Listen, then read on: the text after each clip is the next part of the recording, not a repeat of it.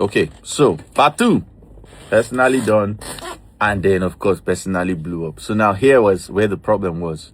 People knew VTech at that time was already producing P Square. So they were like, oh, VTech produced it. And they were right, because I mean, there can be more than one producer on a song. But to say you produced the song that you did not actually actively do anything in was kind of a problem. I didn't understand it, because I'm like, but now me did this studio now. You shared your idea. So what that means is, if someone comes into the studio and says, hey, this is my inspiration, he can take credit for the works I've done. You know, maybe it was because I was a younger producer, and, you know, maybe it was easier to just chance. I didn't understand why, but it got out there. Me, I was like, produced by VTech, you know, things were going up. Then Paul and Jude, because later I found out from the Afrima people, from my manager at the time, that, okay, when they nominated for the award people were confused, because the person that registered me said VTech produced personally. The person from Jude's P Square side, who they said was Jude, said Paul produced it. Anyway, song comes out, people are like, VTech production, then they are posting that it's Paul. People are putting it out there that it's Rude Boy. So it kind of created this weirdness, because I know I produced it. Do you understand? And it didn't really cause friction between me and Paul, but then I was so, I don't know, God made me very flexible and in a way naive enough to let things slide. Do you get me? I was not so desperate. My goal was not to collect from them. It was to work with them. You know. So that was happening. Song came out, people were proud. People that knew that, oh, VTech, come on, blah, blah, blah, blah, blah. We kept going. But then that was when, in fact, I remember that the conversation was actually Paul that said, VTech, just be ready. You're our guy on this project. You know, those words came out of his mouth. Even if Peter was very excited about it already. We do. I now became their official guy. But even then, they still brought people in. They still worked with people. But I was the one that recorded their vocals. I was the one that did the mix on the vocals. And there were lots of songs we made that didn't make the album Double Trouble. But work was going on. Now, after personally, that's when tension started to really become obvious to me. You know, I would see them argue. Now, again, I'm from a family. I didn't fall from the sky. So me and my brother debate times. Me and my brother are wired differently. You will never see us shouting and, you know, raging, because we've passed that stage, right? But then these guys have their own way of expressing. These are very emotive guys. Jude, I think this situation, as much as I know that I do not know Jude to his belly, but one thing I can say about Jude is that Jude, in as far as I can see, is one of the most straight people you would ever meet. Like, if Jude wants to give you 1 million naira, he'll say, I'll give you 1 million naira. That's it. So if you find out that later he could have given you 10 million, but he told you 1 million. This is how his interaction with me was. And I really liked it. I didn't have any judgment. The person that I might have somewhat had a reservation towards was Paul. And that came later, not while I was there. I'll get to that part of the story. So tension starts brewing. The timeline is blurred, because like I said, I have not thought about this story. It's this whole conversation that I don't know if my story will bring some kind of balance to. I really hope it does, because I see people on the internet just throwing stones and arrows and cursing, making memes. But you must understand that at the end of the day, you know, regardless of what Mr. P is saying, Mr. P is also human too. He's also imperfect.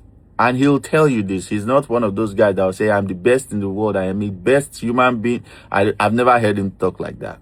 So I just digressed so that maybe this story gives context. I'm not here for anyone's validation. You know, I'm telling my story, but I hope it brings some kind of balance, if that exists. Anyway, which starts happening. I remember there was one time, I think it was between personally and testimony.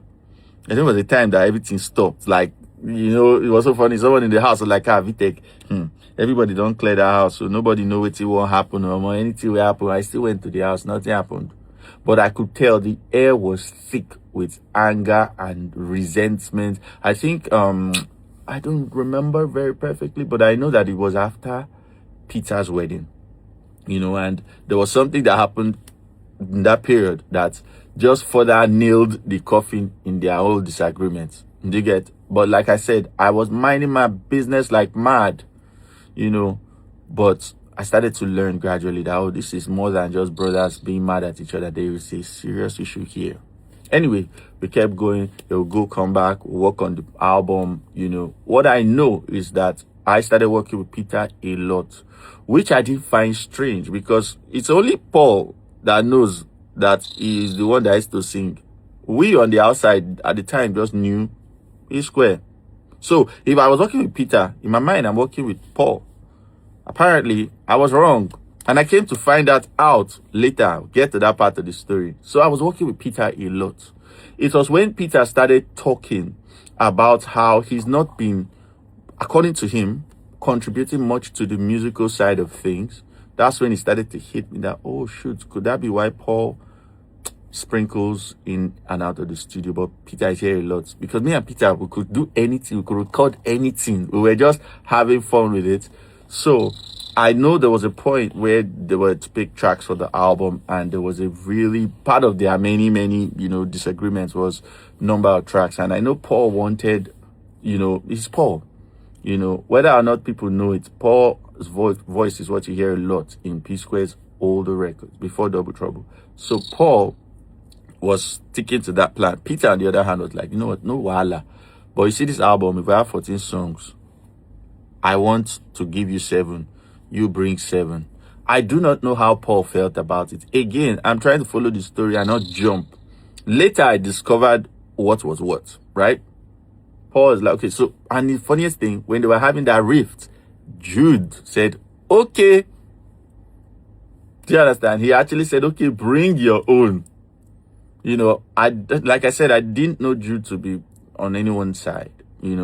I came to find out that I didn't know a lot of things while I was in that house. But this is the truth.